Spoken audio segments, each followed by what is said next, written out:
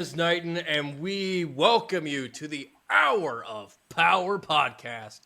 As always, I am joined by the lovely, the delectable, the handsome, and the fruititious Mr. Trey. And we also have Kara with us, the beautiful and lovely Kara. Oh, how are y'all doing today? Excellent. I'm great. I want to know what fruititious means. I don't know. I forget what it means. I'll look He it up just made real that quick. one up. I didn't. Listen, as much as I am good at making up words, Oh no. something that happened by accident.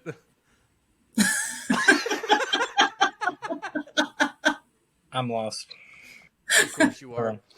Oh, but we are here to talk about all things NWA. That includes the season finale. Really? With the fucking glasses? Those are Every awesome. every week I wear these glasses. Every single week. I need a pair. Why? Go ahead. Finish your Why? intro.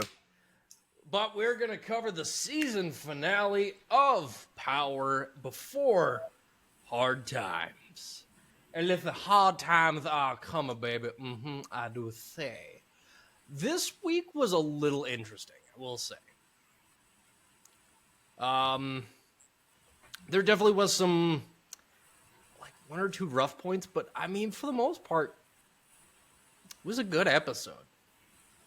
I think really the weak point for me, in my personal opinion, was match number 2, which was the kids. Is that the versus tag slime team? balls. Yeah. Hmm. Granted, I don't really care for the slime balls, but I don't know a lot about the kids, so it was just kind of one of those matches for me, in my opinion. But this episode definitely did further a lot of stories that had been continuing throughout prior episodes, and I'm sure is going to continue throughout the future.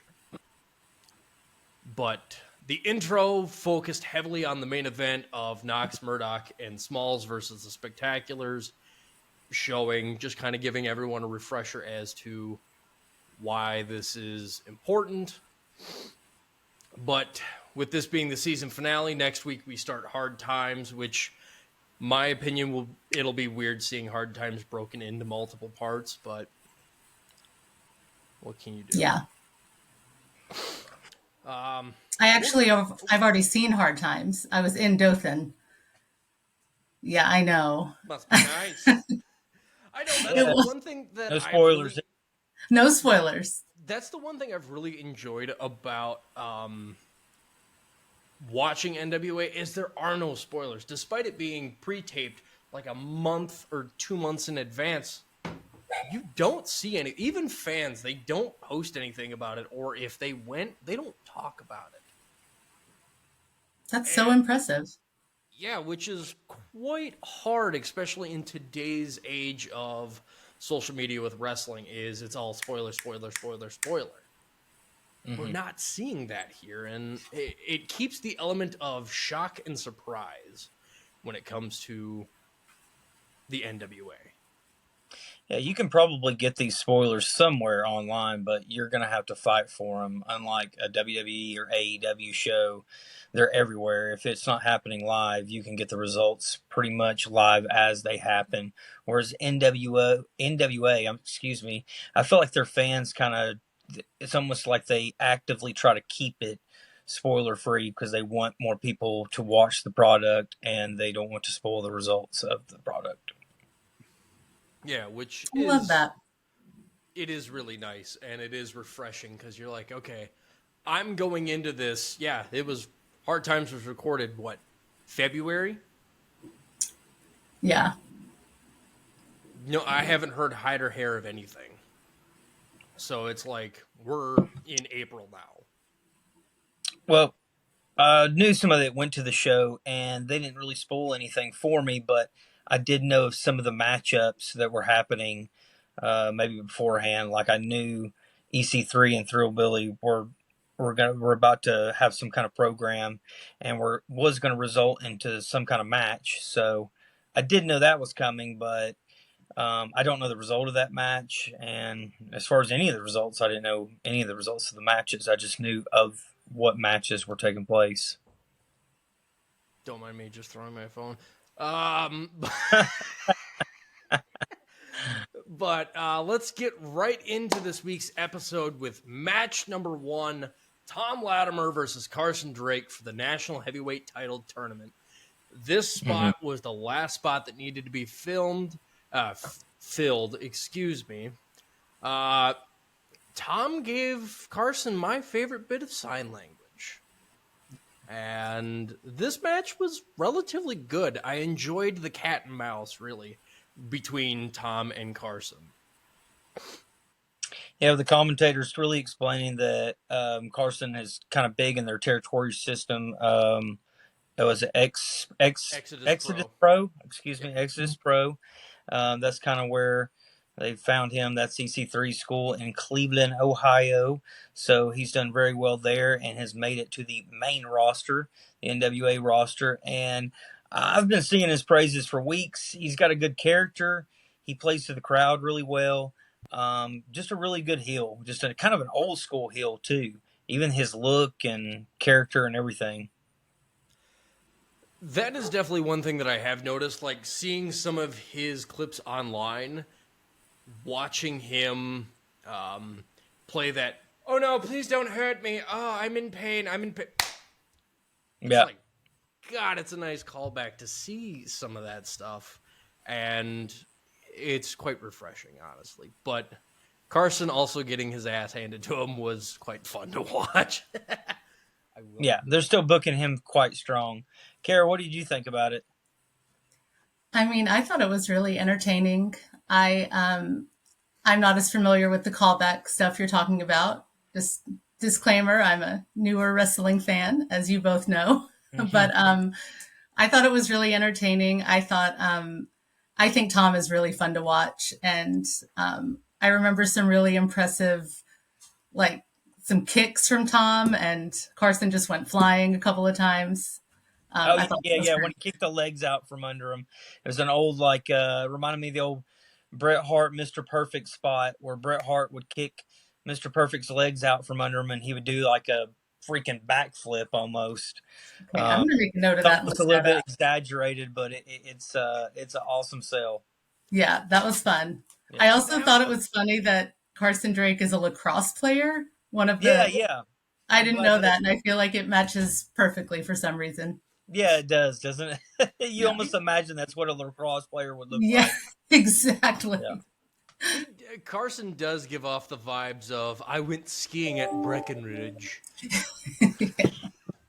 Yeah. So, but a couple trust of fund baby. Huh? He's a trust fund baby.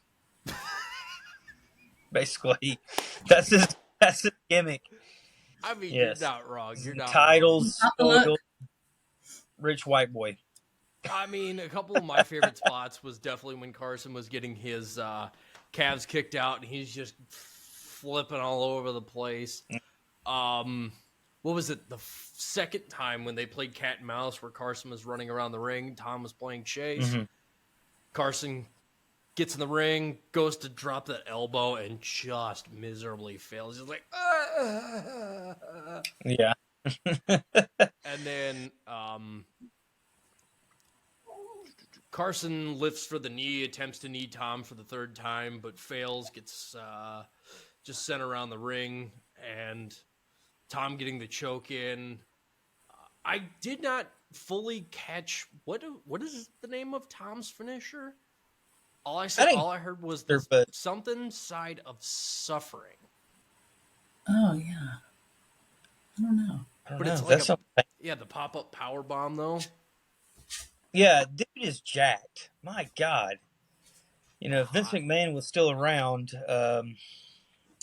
he might want to hire somebody like this guy because he was into the big jacked up dude. Okay, I'm not mentioning his name. I'm sorry. There's been some really, really bad stuff come out about Vince McMahon lately. Oh, Voldemort. I think I've heard. Voldemort. Yeah.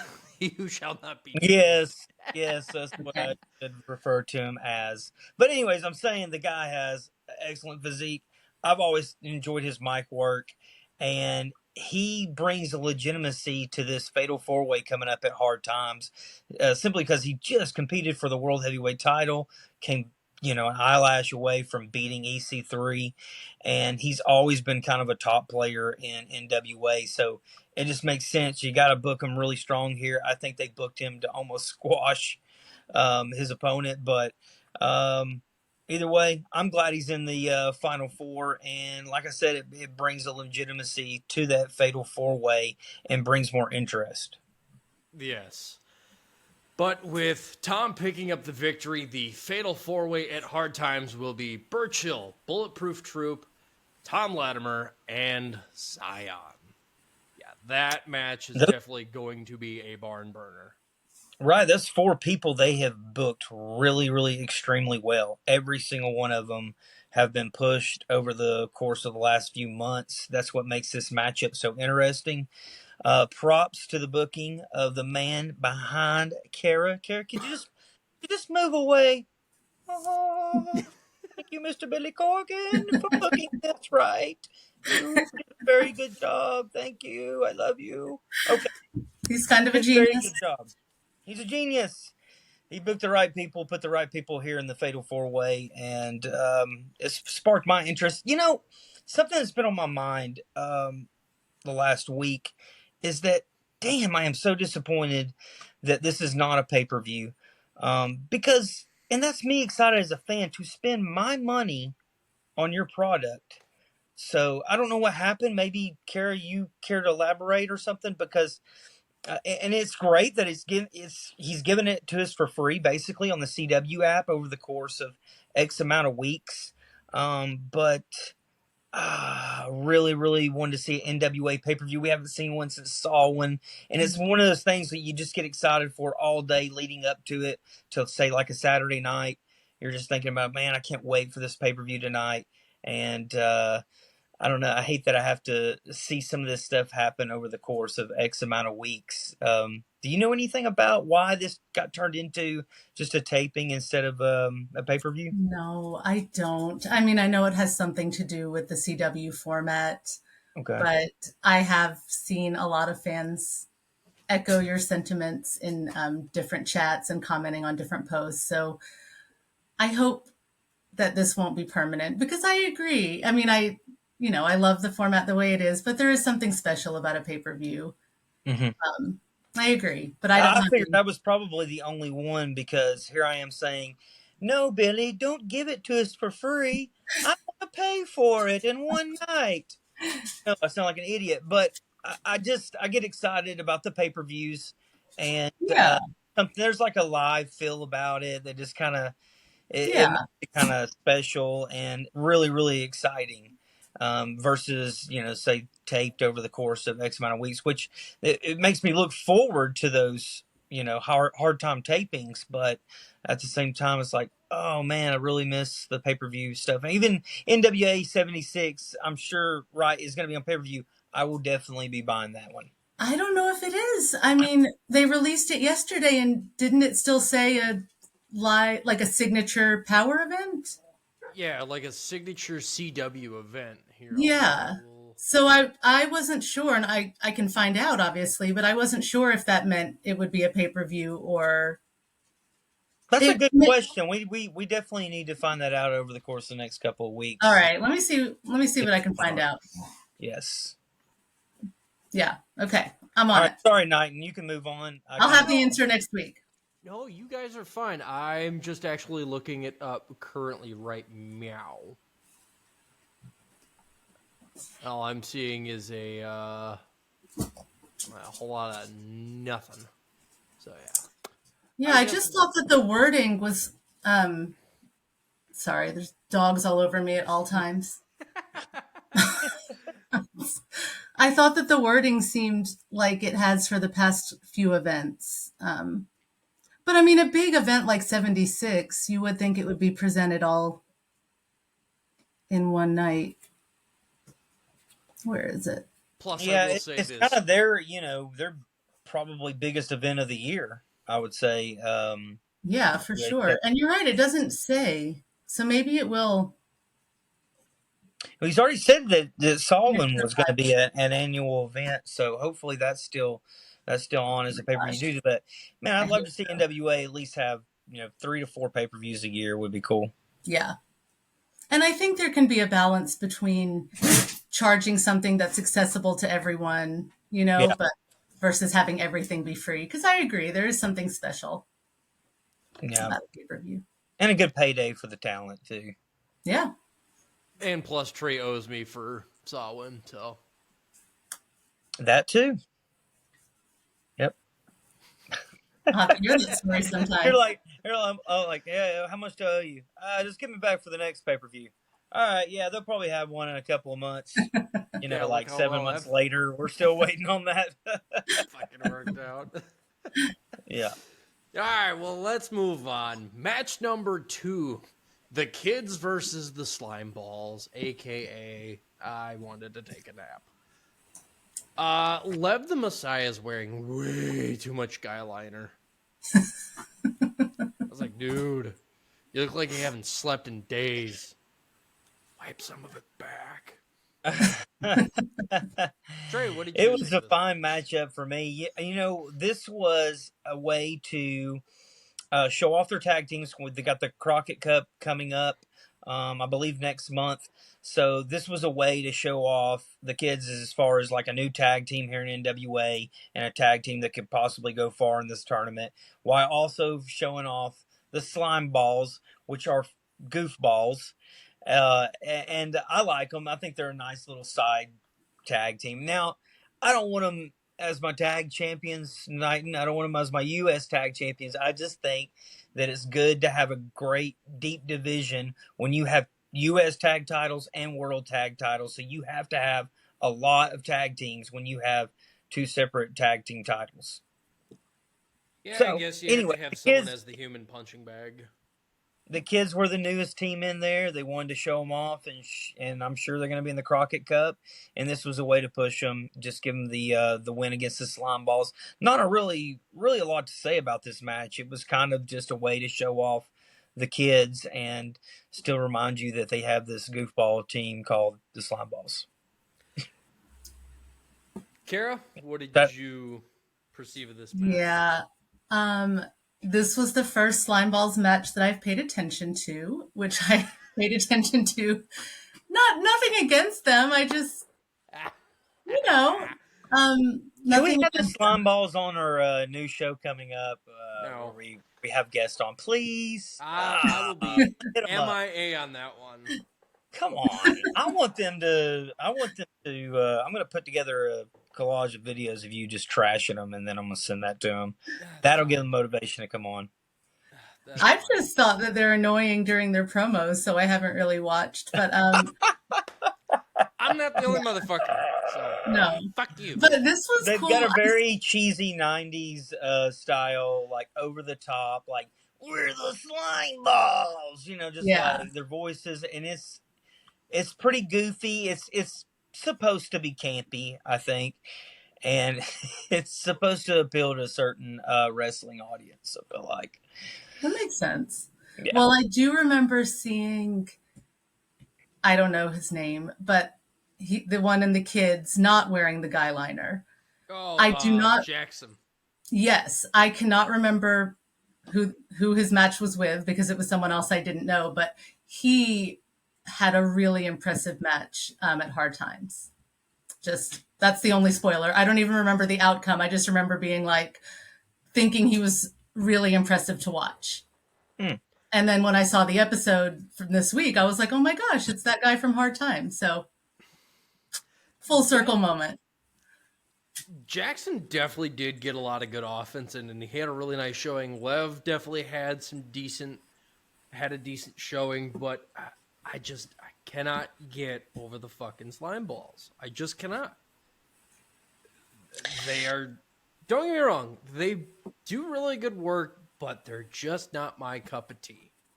They're an over-the-top enhancement talent team. I don't mind them.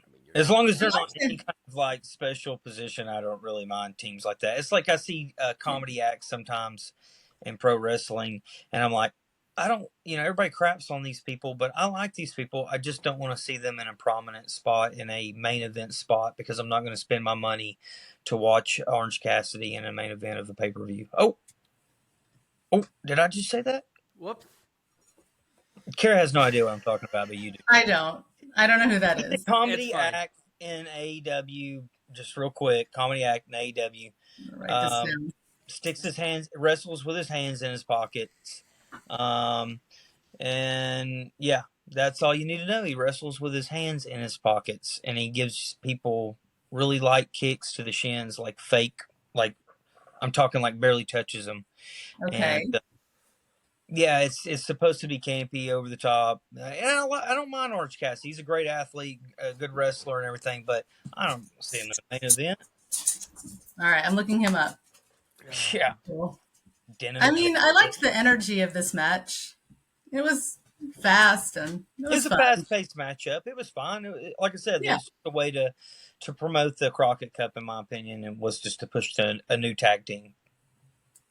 Makes sense. You're not wrong. Yep. But the kids then set up for the shotgun boot, and the kids pick the victory up over the slime balls after Sage decides to foolishly go high risk and fails miserably. So there's that match. That wasn't anything to write home to mom about. But the kids definitely look like kids. Like I have to look up how old these young men are. They were so cute and young. I really wish NWA would look into Chris Crunk and Kevin Ryan's an excellent tag team around here, who are real fast-paced, like the kids, and they've got great looks and great characters, and they're also extremely athletic. They're doing they're doing all the crazy spots that you see in indie wrestling, but they're also psychology-wise, they're very, very good in the ring. Chris Crunk, Kevin Rhines. If anybody in NWA is listening, let me know. Go after these guys. They're great. Shut up, Knighton. I can. Hey, we mention stuff on NWA all the time that happens. It's like all of a sudden it just happens. So you never know. I like to put it out there in the universe, like you said, Knighton, and sometimes it magically happens. Yeah. You never know. The ridiculous amount of times that you've gone, hey, I think they should do this, and then they've gone and done it. I'm like, right, respectfully. It happened just the other day, actually. I was talking to my brother and another buddy, Chris, and we usually get my kids the Lake Winnie passes. Karen knows what I'm talking about. It's a theme park that's near here. We used to get the passes for summertime, and yeah, it was my first job ever. Karen knows about that too. I forgot you worked at Lake Winnie. How do you not remember that? I remember telling your mom how terrible it was, and your mom was like, "Now, Kara, you let him come work for me. Don't let him work there anymore." It was great. That's mom amazing. Rescued me. I'm like, no, I can quit here. Yeah. That's amazing. I forgot all about that. So anyways, I get them the passes every year, and the putt-putt golf has been closed down for like a decade. They use it for a smokers only area for the employees, basically. And I'm like, why has this not been reopened? Why? I mean, this would be a great addition, right? So lo and behold, I'm on my Facebook. It pops right up. Breaking news from Lake Winnie. They're opening up the putt-putt. They're putting out brand new greens, brand new statues, and they're cleaning it out. And I'm like, I just messaged my buddy and my brother, and I'm like, check this out. Just what I was talking about the other day. They're actually going to do it. So, yeah. That's if I put it out there in the universe, it may happen, Knighton. I love it. Put it out there. But also the fact that you get breaking news from Lake Winnie. Well, I think it's just more of a commercial, but they point. I'm seriously, go to their Facebook page. It comes up, breaking news from Lake Winnie, the putt-putt course, and it shows them like putting it together, putting down all the green and stuff. Knighton is bored out of his mind. All right, we'll move on. I mean, I just don't know what the hell you're talking about. It's like me trying to describe Noah's Ark to y'all. You'd be like, what the Putt-putt course fuck? in a theme park. It's been closed down for years, and now it is being reopened because I put it out there in the universe that it needs to be Amazing. You Well, know, why don't... Go ahead, Kara. oh no. I was just going to say, I just played putt putt last Saturday. Hey, stop, my dog. I just played putt putt last Saturday for the first time in like 15 years. Or maybe not 15 years. That's an exaggeration, but a lot of years. And it's so much fun. Oh my God, I love it. I love it. I'm a putt-putt pro. I'm going to go to Lake Winnie. Night and you're coming. Hell, the last time I went and played putt-putt, I thought everyone that I was with was going to have a fucking heat stroke.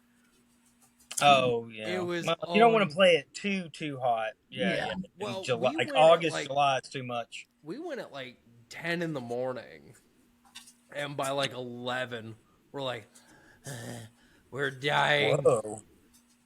I always love playing. I get very competitive while I'm playing, like even against my kid. I think at one point when we were playing mini golf, because it was my mom, my dad, myself, and my girlfriend, my mom's like, think you're going to have to carry this fat bitch on a stretcher. My dad's looking at, shut up. Oh, Wow. fuck. All right, let's get back into this. Promo number 1, Joe Alonzo talking about Mo Jabari and their match later on tonight. May calls Mo a rising star in the NWA, but Joe asks, well, what do you know about Mo Jabari? And May just kind of gets a little silent. Which is a very good question, because as long as I've been watching, same with you, Trey, I've only seen Mo once. And if I'm not mistaken, it was against Colby Carino. Yeah, it was at the tapings in Knoxville. We went to. Yeah. Pineapple. Right, you were there, Kara. Yeah. Wasn't that Nashville? Yeah, it was Nashville. Skyway? It was. You're right. Same difference. Yeah, that's right. He had the Bret Hart looking stuff on. I think he built himself from graduating possibly from the dungeon and from Canada and all that good stuff. But he used the sharpshooter, or tried to, quite a bit in the other match that we saw him in. And here he is, doing it in this match as well. Great athlete. I remember saying that all the way back in November. I guess that was around the last time he competed in NWA. But I like the guy. I think he's a good athlete. And this was a good match. But Joe's just he's on another level.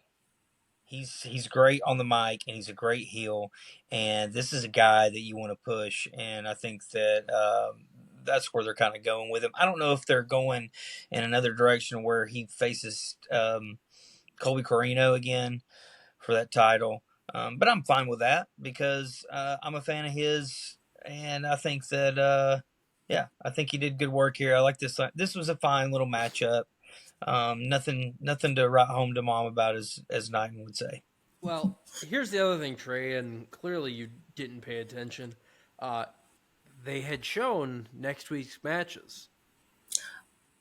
I saw that. I did not see between that. Joe Alonzo and Colby Carino for the Yeah. junior heavyweight title. Okay. Yeah. Well, there you go. Now, I mean, we've seen this match 100 times, but it never really gets old to me because both guys are like really, really good, and they have a great chemistry together. But I think it's been since the last time we saw this match, wasn't it? Yep. Yeah, That was so good. It's been a minute, and it'll be another great matchup. Yeah, I totally missed that. Yeah, that's awesome. I'm looking forward to that. But as Joe is referring to himself consistently in the third person, Daisy Kill walks in. Basically just tells Joe to piss off. Joe attempts to tell Daisy to piss off before Talos sneaks behind Joe. And he's like, you know what? I don't get paid enough to kick his ass. And then Daisy starts sounding off by saying they're not just going after everything and anything but their people's mothers. They want the U.S. tag titles. And they can't wait to be, and this is the line that slightly annoyed the shit out of me, 2-time NWA U.S. Tag Team Champions of the World. U.S. Tag Team Champions of the world. Wow. I was like, am the U.S. what? Tag Team I didn't Champion even catch that. of Saturn. I know. I didn't I was even like, catch that. what? And then I No, I don't tuned think out. they. I think it was just more. Yeah, they were in the moment and didn't really think about that one. Maybe implying that it's the most important tag team championship one can have in It's the the Impact most world. important U.S. Tag Team Championship in the world. Yeah. Yep. Even though it might be the only U.S. Tag Team Championship in the world, Right. possibly. Well, if Yeah. it's the only one, then it's the most important one. That's right. That's It's right. like when you tell your son, "You're my favorite son." You only have one son. Right. Right. I don't know if you do that. No, I always tell my father-in-law he's my favorite father-in-law. Yeah. Like I'll tell each of my dogs, like, "You're my favorite girl Chihuahua." Well, there's only one. Yeah, I got You you. get it. Okay. Wait, you guys heard You're My Favorite? No. I was an only child and I never heard that shit. Aw. Aw. It was implied. No, it wasn't. It was not implied. Well, Oh. But let's move on to promo number 2, and this really had me intrigued. So, how I stated, Natalia Markova needed to have a rebuttal. She got her rebuttal. But Vampiro was also out there, and I was like, this has to be the most odd combination of people to sit out there together. Natalia Markova and Vampiro. yeah, this was strange. I figured he would have been out the week before, but go ahead. I'm sorry, not. Natalia showing that she isn't afraid to step up to the plate and bring the big guns out. She knows that she has fallen short multiple times at capturing the Burke, but is willing to go to any length to capture the Burke. And seeing Natalia really show, hey, yeah, despite me coming up short here and there, the opportunities that I've had, I'm still going to bring what I can to the table, and I'm still going to give you one hell of a fight. It's like, this is what I needed from Natalia Markova. I was like, everything is there. It was just this one little piece to go, okay, this is why you are the number one contender for the women's world title. Mm-hmm. And she definitely showed off why she is the NWA women's world heavyweight number one. Wow. Words are hard. They are. Yeah. Women's world champion. Fuck. The contender. There we go. We just complained about this last week about how we wanted her to step it up, or we wanted her just to have some kind of promo where she says, "I'm coming for the heavyweight champion or the women's championship." Just something, I mean, like some kind of like babyface promo to, for us to really attach her as like a top person to actually take this title. So I think that's what we got right here until it was interrupted. I think it was also the only appearance of a female wrestler in the past 2 weeks, wasn't it? Like the only live appearance.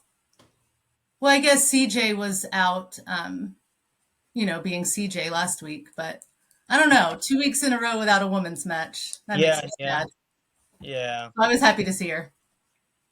No, they didn't. Yeah. Did they have a women's match last week? Nope. I don't think so. Maybe not. Yeah, you're right. Said 2 weeks in a row. I get sad. Jake Birdshield, Alex Mecca, Magna Muscle, and Jack's Dame Tim Storm, and Zion and AJ. That's right. Yeah. So, CJ was just out there as a manager, but no women's match. Yeah, but I've been critical of the women's division a little bit and how we need a top baby face and we need more. Basically, you have Max, you have Kinsey, and you have a lot of great talent, but they're not being pushed like Kinsey Page and Max Impaler and I guess Natalia to a certain degree now. Yeah. But yeah, they've got to start, pushing people that I've suggested a million times here on the podcast. I feel like Krista James or CJ is a great one to push. Terra Rising is another really good one. It looks like Missa K is kind of getting a push somewhat. She's a great worker, really Yeah. hard worker. So Samantha Starr, one of my Samantha Starr. favorites. Miss Samantha Starr Starr. did get a push there for a little bit, and Tiffany. Yes, Nieves. Tiffany Nieves, Yes, amazing. yes. I love all the women, so I'm just going to keep nodding and Oh yeah, and it's nothing against them. If yeah, anything, it's the guy behind you who's got to do a better job of getting pushing that. And at one point, the women's division was very, very strong, and it is strong, but we I don't know. We just need more, I guess, and we need to see more women pushed in the spotlight, and uh, none of this 50-50 booking. Let's see 2 or 3 women break out and just beat everybody else, and let's get somebody brand new in there, and let's push some top baby faces to go against Pretty Empowered and Max and Paler, because these two are great heels, and you can put them against each other, and it'll be an interesting matchup, no doubt. But you just got to have more depth in your women's division. Your tag division is so in depth. Everything else is great. You got plenty of people in that could step up in that main event spotlight against CC3. Let's just concentrate on the women's division a little bit. Rant over. I can't disagree with that. I really Yeah. can't. Yeah. And I think it'll come with due time. I Yeah. really do. There are a lot of stories going on, so I feel like they're going to find the time and place to let the women shine more. Well, you're starting to see it with Tiffany and it's Kate, and then Natalia. All 3 of them are getting a push right now, so yeah. we'll see where that comes out to be. But I really enjoy the King Bees. They're the women's tag division rivalry between them and Pretty Empowered has been pretty awesome. Yeah. And we get to see that next week from Dothan. Woo! I didn't even know any of these matches. Y'all must have saw it. I didn't see it at the bottom of the screen. You're gonna have to. Yeah. They showed it all fucking episode. I didn't see it. Asshole. I was working out while I was watching it, so maybe I missed it. I don't know. Where are they? I didn't see it. Yeah, let me see what the matches are next week. I'm pretty pumped about it. Next week. Here. Okay. Take these. You'll need these. You blind asshole. No, I've got 20/20 vision, buddy. Clearly not. Yes, I did not see it. God, you have shitty vision. No, I didn't see it. They didn't talk about it. Usually they'll say something on commentary too. They didn't say anything. Guess it just must have came up. I don't know. Well, they might not have known since commentary happened in February. Yeah, that's true too. Yeah. But hey, we still got one half of the promo number 2 to go with Vampiro. Yes. Vampiro doesn't feel like he fits well in the NWA and goes very much in the opposite direction that Natalia goes. He's like, forget about playing by the rules, forget about respect, forget about anything. I earned my place, this, that, and that. He's got friends in dark places and he has friends in light places, and he feels like people are trying to play copycat. And then he extends a hand out to Natalia. And I was like, oh, okay. Yeah. It's very, very strange. And he's like, if you want my help, there is a price you have to pay. And then it cuts out. And I'm sitting here, I'm like, what more? What is... Oh. I was like, this is going to be good. There's got to be a big payoff to this. Because the fact that Vampiro doesn't help anybody out. And the fact that he's sticking his hand out to Natalia Markova, it was like, I'll help you. But it's going to cost you. Mm-hmm. Something's in the works. And I'm very much intrigued on what could come of this. Yeah. Yeah, I'm interested to see what happens with this. It was very random. I was expecting him to show up during the Mecha Wolf Alex Misery match last week, Yeah.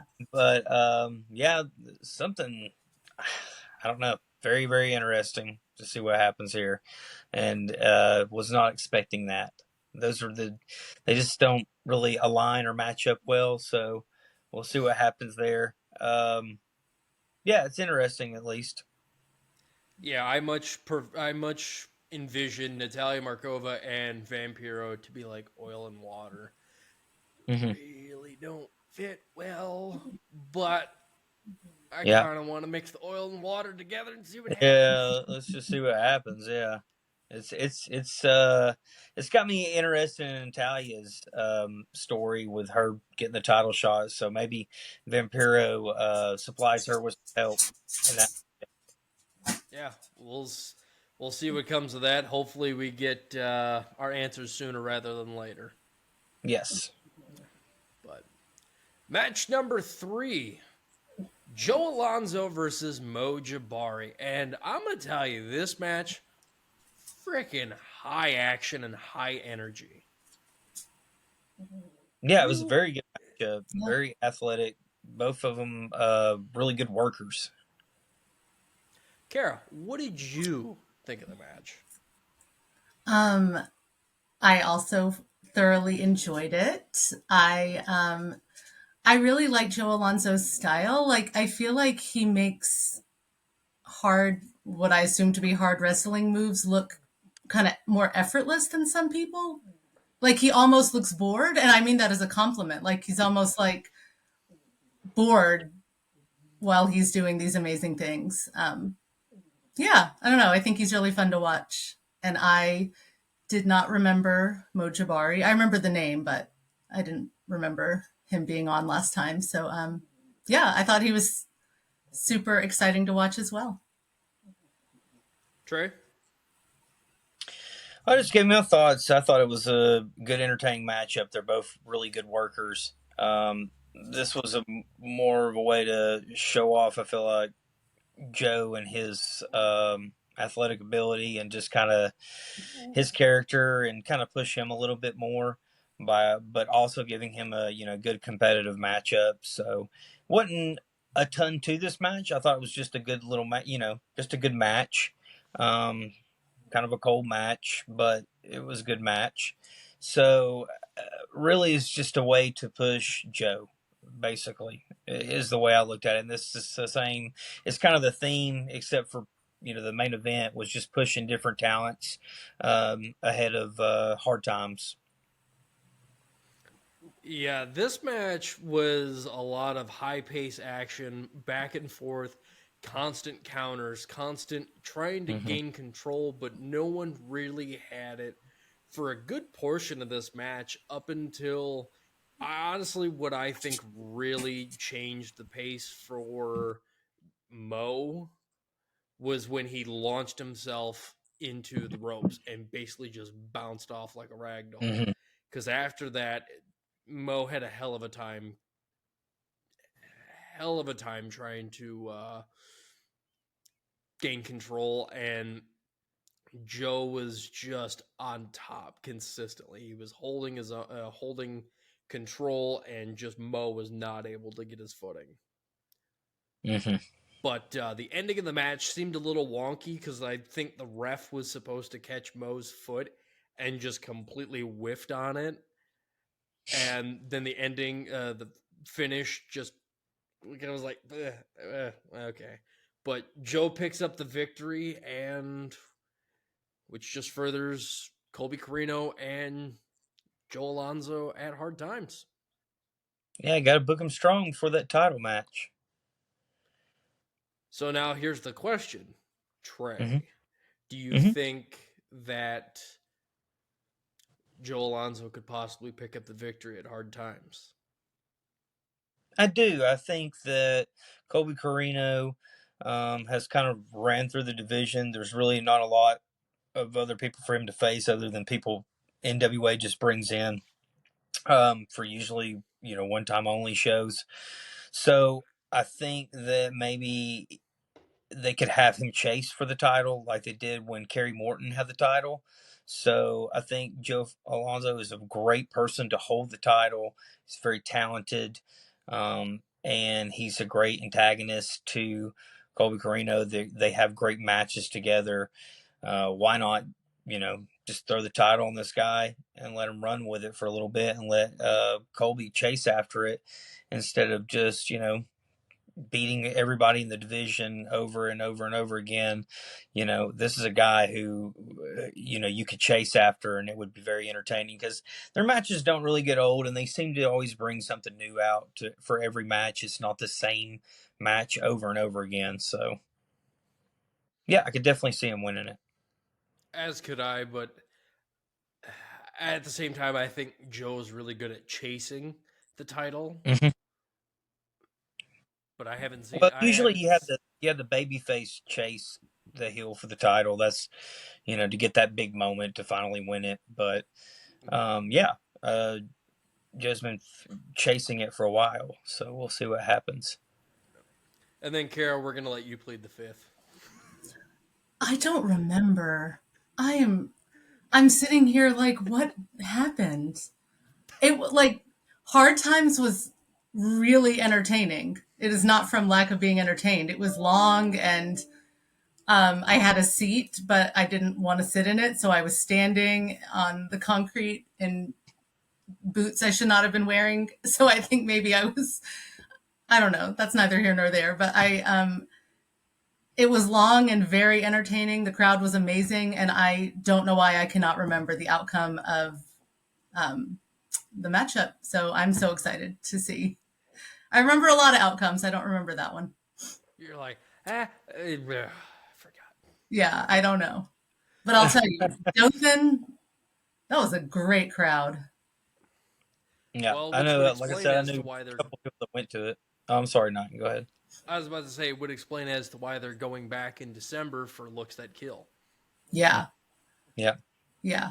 I can't say a lot about the city, the town, whatever, but those people like wrestling, and I would love to watch wrestling with them again. Yeah, I've passed through it going on the way to Panama City. Yeah, Panama City. Yeah. That's the only time I've ever heard of Dothan, on the way to Panama City. That's how me and my sister said it. Dothan, Alabama. Dothan. Yeah. Well. We're in Dothan, Alabama. It's definitely just a... Sorry, I'm insulting the Dothan people. Yeah, I don't know why I'm being... Hey, that's not how we say it. My debit card number was somehow stolen in my short time in Dothan. What? Jeez. Yes. And I did not go to any shady establishments. Gas and I didn't. You did. Yeah, I used my credit card to get gas, not the debit card. The number was swiped, so it was at like a legit establishment. Oh my god. Yeah, so that could have been, I was actually getting fraud alerts during the match. I could have missed some of the Colby Corino Joe Alonzo match because I was like, wait, what are these charges? I was getting fraud calls from Wells Fargo during the show, so that might be why I don't remember. Remember, there's a big sign when you get to Dothan, and it just says Dothan. Or it's on the side of a building. I'm going to take a picture of it because I'm going to Panama in July. I'm going to take a picture of the sign. It just says Dothan. Well, I think the three of us should see it in person in December. 5 hours to Dothan. If I'm going to do that, I'm going to the beach. I'm going to go drive another hour and go to... Maybe I will next time. It was only like 3 hours from me. 3.5. From Atlanta? To Dothan, yeah. Oh, okay. Okay. Like 3.5. That's not too bad, yeah. It says 5 hours from my place. I'm like, yeah, I guess that would make sense because it's about 2 hours from Atlanta. Yeah. Yeah. Anyway. It's only 17 for me. It's a quick drive. Oh, yeah, that's nothing, buddy. That's nothing. Yeah, it's fine. You can do that in a day. But it is main event time. And I know you've been looking forward to this because you're going to get to say your favorite saying. I know, I get to say it. Karen, what's that? Go ahead. The anticipate will get you. But the Spectaculars versus Knox, Murdoch, and Smalls. It was awfully bold for the Spectaculars to go ahead and jump Knox, Murdoch, and Smalls right off the bat. But it fared well for them for about 2 seconds before they kind of got their asses kicked to them. Slade and Rush were basically used as human pinballs, and Knox and Murdoch were the bowling balls. He had some good spots with Eric Smalls and yeah. I was Go ahead. actually I'm just sorry. about to get to the one when all three of the Spectaculars are on the outside, and Knox and Murdoch just go ahead and surround him, and then Eric just launches himself like a dart right on the Spectaculars. I was like, ooh. Yeah, he's very athletic. Eric Smalls. I enjoyed him in this match. It's a great little comedy match and a great way to really show off the tag division more with the Crockett Cup coming up once again to make the former Crockett Cup winners look very strong in it. I would like to see Eric Smalls as their permanent like lackey or manager or just the guy to have their back, their bodyguard. I think would be hilarious to have somebody his size, to basically have the backs of these two giant dudes. But Spectaculars, I love the Spectaculars. Love everything about them. They were booked like a joke this week, and they were ran all over this week. Well, but, I mean, when you got two guys of Knox and Murdoch's physical statures, there's going to be some give and take, and there's a lot more taking than giving. This was just a fun, cute match, and it was fine for. It was fine. That's the way I look at it. I didn't think it was a main event worthy match of the season finale, but I don't think the season finale is that big of a deal. I'm starting to see. I was had there thinking so that. many seasons, and then it just goes into another season. It's almost as if the season premieres of these seasons are bigger than the season finales. I'm noticing that too, because next week's show, from what y'all told me so far, sounds way bigger than this week's past show. Well, it's The season finale used to lead into a pay-per-view. Now it just leads into the next city. Sorry, I didn't mean to interrupt. Yeah, No, that's what I'm saying. Yeah, So you're right. I guess as a fan of television shows, season finale means like that's it. That's like the big, it's the big episode. You know what I'm talking about. Sopranos. The screen fades to black. That's a series I was finale. going to say that's series finale. I'm sorry. But some big stuff happens in season finales usually. Yes. To me, this was just like show off from Murdoch and Knox and this new little team with Eric Smalls and kind of continue to poke fun at the Spectaculars. They're not getting any love. I mean, they're not getting any love. Go ahead. You done? I'm done. They're not getting any love. Damn I'm going to punch you right in the mommy daddy button. They're not getting any love. I hate it. Go ahead. This time for real. Okay, just want to double check. Spectaculars actually did get. I mean, granted, it was mostly on Eric where they got a lot of their offense, and on. I mean, all three of them were just taking turns, and it was like the rotating lazy Susan just get some offense in, tag out, get some offense in, tag out, get some offense in, tag out, get some offense in, tag out. But it built to that hot tag of Eric getting to Murdoch, and then Murdoch just running rampant.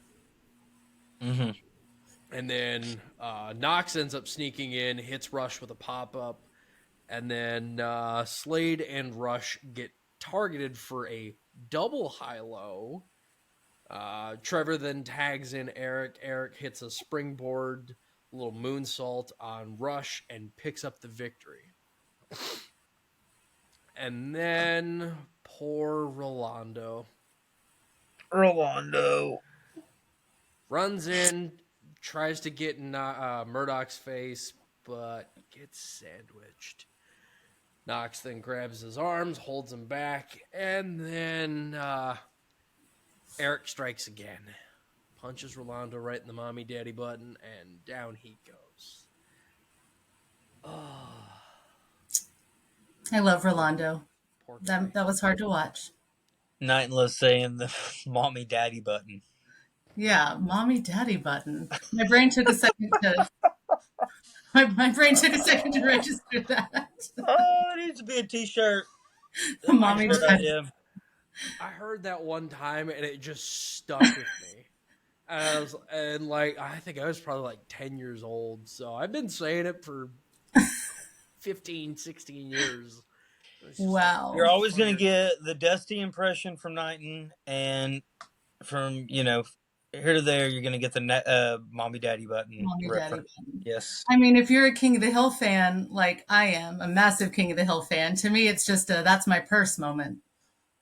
That's my purse. Oh, thank you. right. Like, come on, somebody. I love that show too. I was about to say, probably my favorite King of the Hill moment is when Peggy is talking to Hank about the her favorite cleaning supply, and she'd be like, "I mix ammonia and bleach, and it makes the bathroom spark." Peggy, that's the recipe to mustard gas. Yeah. I hope that show comes back. I know we're. It is. Okay, well, I've heard that, but when is it coming back? Because I heard Dale died, the guy that did Dale's voice. So Good. it's been really sad. I'm ready for it to come back. Same. Won't be the same though. Didn't they do a reboot a few years Not yet. ago? No, not yet. They did with Futurama. Futurama and some other stuff, but they've never done anything with. Not yet. Yeah. They've been talking about it for years, and Dale died, and Be on Hulu. Wait, what about Hulu? Or it was supposed to be on Hulu. Yeah. I haven't read an update in a while, but it was definitely happening last time I checked. Mm-hmm. But anyway. Are you looking up the King of the Hill reboot? Yes, I currently am. That's going to be awesome.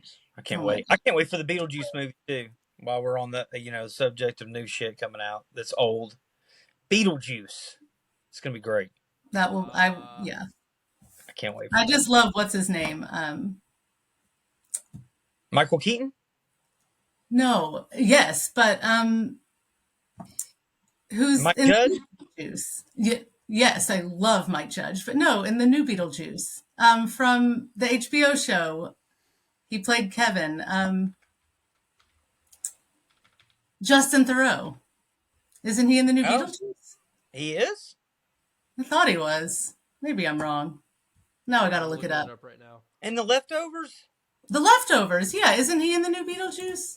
Not that I know of, but he might be. I have no idea. I know that a lot of the old cast is coming back, plus Gina, the girl from Wednesday, the girl that played Wednesday in Netflix. Oh, Jenna Ortega.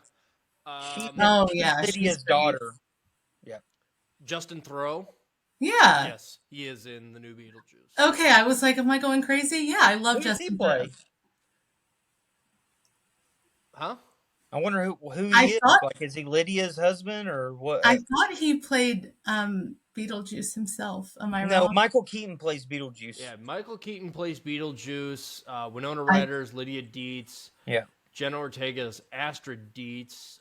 I didn't know that so many original people were coming back for this movie. Monica Bellucci is Beetlejuice's wife. Willem Dafoe as Wolf Jackson. And then Justin Theroux is Rory. William Dafoe, anything he's in, I'm like, what? He would be great in that. Sorry, not William. Willem Dafoe. Willem. Okay. Well, who is Justin Theroux playing? Rory? I don't even know who that is. Apparently someone new. Yeah, I think new characters there. Well, but I'm also going to hit back to a prior statement. King of the Hill is set for a reboot on Hulu featuring much of the original cast and creatives. The show is expected to release on Hulu in early 2025. Development progress suggests a potential release date through it could be delayed depending on ongoing adjustments. Hulu officially became the streaming network for the project in January of 23. The King of the Hill reboot will have featured many of the original cast, reprising the roles. However, the late Johnny Hardwick, who voiced Dale Gribble, had recorded a few episodes before his passing in 2020. That's The sad. reboot will include a time jump with the characters aged much older than the original series. Yes. This new iteration aims Read to that. provide a fresh perspective. just on the imagine beloved Bobby, series. an adult Bobby. Oh my god! I cannot wait. Cannot wait. Anyway, I know we've gotten off course, but Yeah, we're talking about King of the Hill on I NWA. I mean, hey, we're done with the episode. We got That's our right. NWA fix. So, I mean, at this point, it's just kind of a ramble fest. Well, we're gonna do more of the Ramble Fest on the new podcast too, where we just bullshit and not just talk about NWA wrestling. Yeah. We need to iron out some more of those details and figure out when we're actually going to do it. Because that's one of those podcasts we can Get just us do a guest. on the spur of the moment. should we touch on the big announcement about NWA 76? I know we mentioned it earlier, but The Yes. Coming to disappointment. Philly. Philly. Oh. How do you guys feel about it? Kara, we'll go with you. Yeah, Kara. Well, we talked about, well, I know we mentioned this earlier. I'm excited, but I was only a little sad because I was trying to guess the city based on Smashing Pumpkins tour dates because I assumed Billy would not miss 76, but the Pumpkins are on tour. And I had hopes that it might be in Atlanta because the Pumpkins are playing in Atlanta on August 28th, which I am so excited about. And I knew the date and I was like, oh, that's perfect. That'll give Billy time to, finish up the show and jump into wrestling. Now it doesn't make sense based on the tour dates because they've added a few. But anyway, there was a time that I thought that it was Atlanta and I was a little disappointed. But it's fine. I mean, it's a well-educated guess. I mean, you made that prediction, what, in February? Yeah. Also, they haven't done a big event in Atlanta in a while. I mean, I can't remember the last event that done. Maybe the last. Where was the last NWA? It was at GPB. Yeah, I mean, it could have been. They were really inhospitable. I mean, I don't know if I should. They had some mask policies that were a lot stricter than the rest of the state. And it was really frustrating. Like they made us have a mask on at all times if we were like in the hall. So like, for instance, like one of the women would have their makeup finished and then would have to like put on a mask to, head over to the ring. And it was just a lot. They also, I think they had to refund some tickets. They lowered the capacity that they allowed in the building, which is fine. I'm not here to judge public health efforts, but it was a lot stricter than Georgia as a whole. And I don't know if that's why we stopped, NWA stopped being in Atlanta, but they were very strict when I went to a show in Atlanta at the Tabernacle as far as their policies, as far as wanting to see a negative COVID test. You had to wear a mask at all times. And this is one of my favorite venues, but I thought they were just a little bit over the top because this was happening this happened last year, and COVID is not really. I mean, I don't want to, act like COVID's not a big deal or anything like that. It's just the fact that by last year COVID had been contained. I would have. Yeah. You know what I'm saying? Just like it would, just like having the flu or something, Yeah. So obviously, there are health risks, but yeah, and some went people a little bit overboard on it. I was like, really? Like, so we had to take a $20 test before we went in. And Carrie, my friends Clint and Eric, they were not very about that at all. They were not, especially. Yeah. I mean, like I said, it's hard when it's so much stricter than the surrounding area, I mean, last time NWA was in Atlanta, there were very few mask restrictions in the city, if any left. So, but selfishly, I definitely miss things being at GPB since that was 10 minutes from my house. Mm-hmm. But Oh I'm God, still holding yeah. out hope of another NWA event here one day. Me too. I will definitely be at it if it's in Atlanta. That's only about a 2-hour drive for me, so Yeah. I'll definitely be at it. And we'll get you back if it's in Nashville too. When are they going to come to Wisconsin? Is what I want to know. Oh, Fucking never. There ain't shit here. Your best bet would probably, if anyone were to Minnesota. do a show in Wisconsin, I would say probably your two best bets would be in Milwaukee at the Eagles Ballroom, the Rave, which is a well-known concert venue, and it's a nice space. The problem is it's in a shit part of Milwaukee, and I'm not strapped up enough for that. Wow. And well, then yeah. the other spot I would probably say would be in Madison. But nobody wants to go to Madison. I'm only like 48 One of my favorite minutes. bands is from Madison. Who? Garbage. Oh my God, you've liked those since we were kids. Still do. Yeah. Yeah, they're good bands. Yeah. Everyone in the band, I mean, yeah, there's a lot of good music history in Madison, Wisconsin because of Butch Vig. Anyway, yeah. So what's the wrestling scene like where you live, Knighton? Up here, there's not really a lot. You have like one or two promotions that will come up here. I have a buddy of mine, Trey knows him, Taylor. I think He he should be a runs guest on our podcast. he runs a indie promotion called No Regrets Wrestling.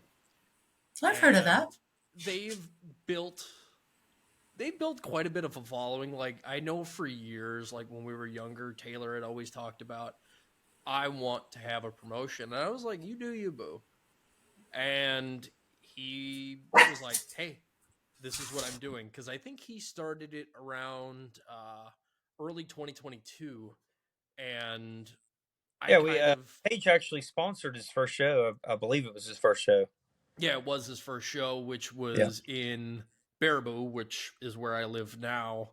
He had it at the high school, and it was a good show because he had a lot of talent from what the hell is the promotion?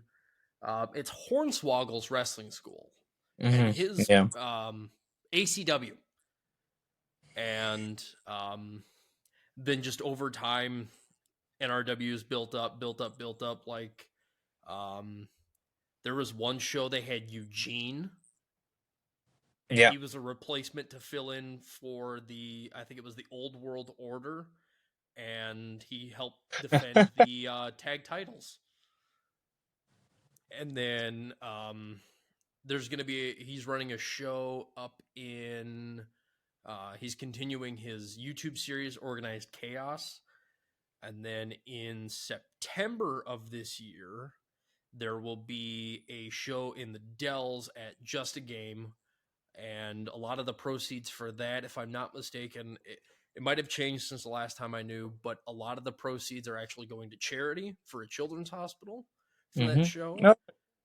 And, I mean, granted, it's still 5 months out, but I haven't heard anything different.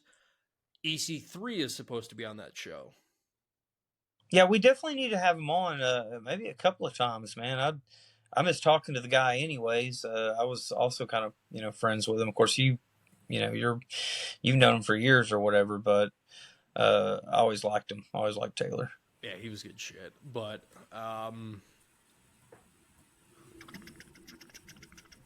yeah, he's just been busy, and apparently EC3 is also doing a bit of a seminar the night before the show. So I was just like, huh? Because, especially with NWA Chicago and now and Exodus Pro, you got guys up in the Midwest area that could get some exposure. Yeah. And I definitely know in NRW, there are actually quite a few talent that I'd be like, these guys are perfect talent for an opportunity such as this. Yeah, we should definitely have them on the podcast and or some of the talents that come through there. I think that would be a great podcast, and we gotta like branch it out of the NWA Hour of Power podcast. I guess I don't know what we still don't have a name for this new podcast. I came up with one, and you're like, "Yeah, let's do it." What was it? Yeah, what was it? Turnbuckle Side Chats. Well, that's cute. Yeah, I like that. Yeah, let's go with it. I got a bad memory. I smoke a lot of pot. Sounds like a fucking you problem, pal. It's a problem I want to have. So, yeah. I'll stick to my booze. Go drink another scotch, buddy, or whiskey. I don't drink scotch. I'm not fucking 70 years old. Yeah, I'll have a double scotch on the rocks. I can see you drinking some scotch. Oh, yeah, with a cigar. I could too. I could do the cigar. I can't do scotch. Scotch is like big drinking... ass chair in your study. You like to call it your study. You got books behind you and shit. Yeah, I can see it. If my girlfriend's listening to this, she'd be like, him in a study with books? Motherfucker don't read shit. You don't have to read them. They're just for the audience. They're decorative. Yeah. I have one book on my shelf. It is right there. And I have not touched it in about 3 years. Oh. Here, I'll go get the book. What is it? I'm afraid of what it's going to be. This is a perfect ending for the podcast right here. The only book that Knighton owns. 3 years. You talking Let's see shit. what it is. Yeah. Major Kane? Mayor Kane. Oh, Mayor Kane. Is that... It's a former pro wrestler turned politician. Ooh. Glenn Jacobs. It was actually a good book. Okay. They have wrestlers turned politicians in Ringgold, where Trey and I are from. Do not put that on us. We don't want anybody knowing that we're from a county that had that guy running for mayor. Who was it? I forgot his name. Trey. I'll give you a hint. Woo! Oh, Jesus. That's it. That's a good way God. to end it. Yeah, that guy. Yeah. Oh, God. And we're not talking about Ric Flair. Yeah. I mean, hey, it's not as, like, Minnesota, just the state next over. Mm-hmm. You know who their governor was. But people I actually like Jesse Ventura. Jesse Ventura is great. He believes in conspiracy theories and actually a lot of people liked him as governor. Yeah, they did. He was very popular. So. To me, he's kind of not Republican. I mean, he was independent, right? If I'm not mistaken. Yep. I don't know. I liked his views on some stuff. I like Jesse Ventura. But if you're ever in Knoxville, that's where you can find Mr. Glenn Jacobs. He is the mayor of Proud libertarian. Yeah.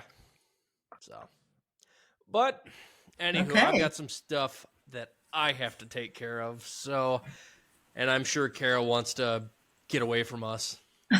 No, this was go ride my. I got a new electric bike. I want to brag about it. It's an electric bike. Yeah, I love it. You boozy bitch. Yeah, I love it. Yeah, when I'm going up the hills, guess what I do? Not pedal. I'm not pedaling. No. Somebody said, look at you getting in shape. And I was like, kind of. Wow. No creamer in your coffee, an electric bike.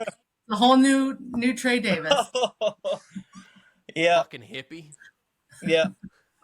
And yeah, pot smoker. My God. Yeah, that's pretty bad. Yeah. Next thing you know, that hippie lifestyle. Have fucking braids. No, that definitely isn't happening. Hey man, peace be with you.